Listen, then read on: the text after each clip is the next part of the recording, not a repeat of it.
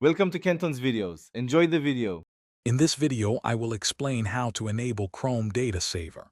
First, open your Chrome browser and navigate to the Settings menu.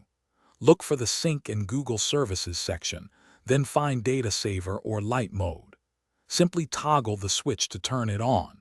This feature helps you save mobile data and can make browsing quicker, especially when you have a limited data plan or are on a slow connection.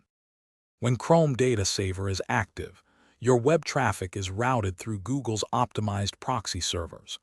These servers work by compressing web pages, images, and videos before they even reach your device. This means you download less data overall, which can lead to significant savings on your mobile plan. The compression is seamless, so you often won't notice a difference in quality, just faster loading times. The main benefit of using Chrome Data Saver is undoubtedly the reduction in data usage, which can save you money and extend your data plan. You'll also notice web pages loading more quickly, especially if your internet connection is not the fastest. However, it's important to know that Data Saver does not compress pages that use secure HTTPS connections, like banking websites, to maintain your security and privacy. It's most effective for regular browsing. To maximize your data savings, regularly check Chrome's data usage report within the settings to see how much data you've conserved.